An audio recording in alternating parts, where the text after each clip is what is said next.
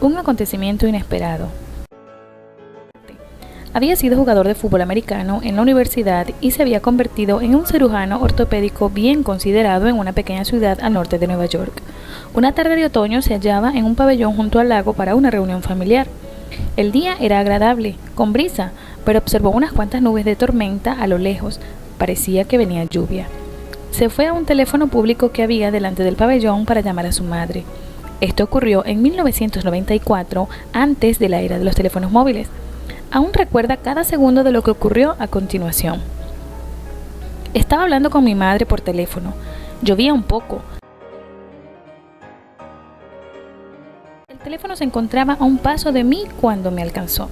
Recuerdo el destello de la luz que salió del teléfono. Me golpeó en la cara.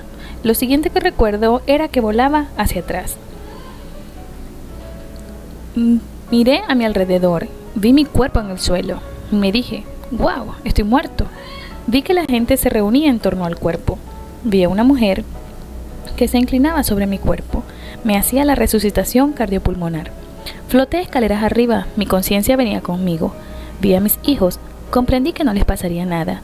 Luego me rodeó una luz blanco azulada, una enorme sensación de paz y bienestar.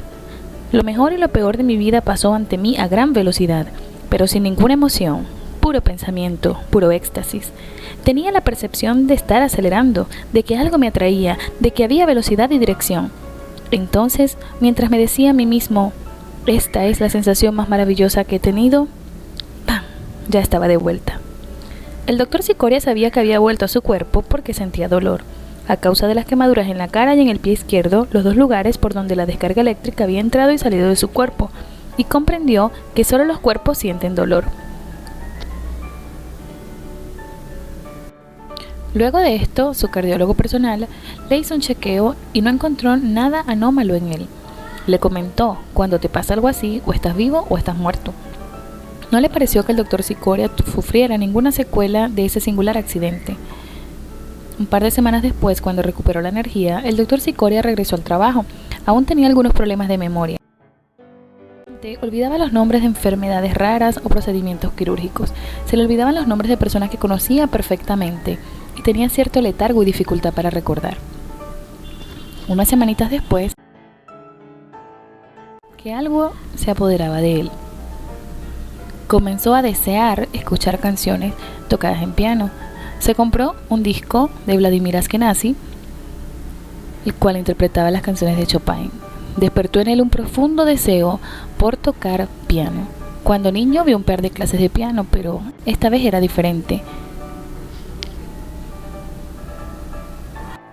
El doctor Cicoria sentía una extraña y repentina obsesión por la música de piano. Comenzó a oír música en su cabeza. Quería tocar, se sentía con la misma inspiración de Chopin. Era una lucha terrible, dijo el doctor Cicoria. Me levantaba a las 4 de la mañana y tocaba hasta que me iba a trabajar, y cuando volvía a casa del trabajo me pasaba toda la velada al piano. Mi esposa no estaba muy contenta, me sentía poseído y casi no tenía tiempo para nada más. Comenzó a pensar que quizás había sido salvado por algún propósito concreto. Llegó a pensar, dijo él, que la única razón por la que habían permitido sobrevivir era la música.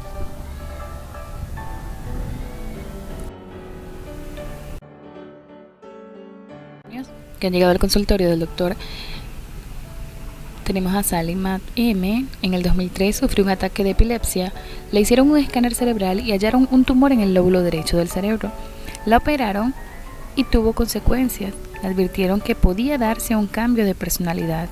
La típica Salima, que era centrada, que era un poco apartada, que limpiaba su casa con tanta perfección, después de la operación tuvo un cambio. Era una persona más sociable, escuchaba música a alto volumen casi todo el día en su vehículo e incluso se sentía empática con las personas a su alrededor.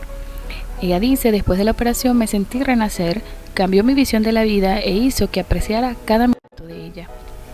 Al igual que Tony Cicoria, Salima exhibió una drástica transformación, pasando de interesarse vagamente por la música a entusiasmarse apasionadamente y a necesitar la continuamente. Este tipo de experiencias que le pasó al doctor Cicoria, los doctores lo llaman autoscopia. Es una experiencia extracorporal en la cual uno tiene la impresión de que ya no está dentro de su cuerpo sino fuera. Y lo más común es que se vea a sí mismo desde una altura de 3 o 4 metros. Hay pruebas de que tanto los aspectos visoespaciales y vestibulares de las experiencias cercanas a la muerte tienen que ver con el mal funcionamiento del córtex cerebral, sobre todo en la región fronteriza entre los lóbulos parietales y temporales.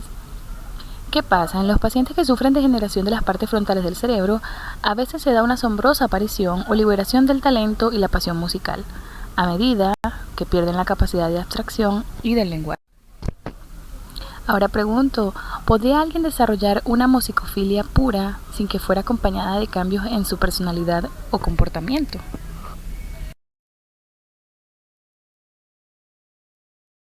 El pensamiento de Lisa Buzzell. Ella decía, he querido hacerme una resonancia magnética. Sé que mi cerebro ha cambiado drásticamente.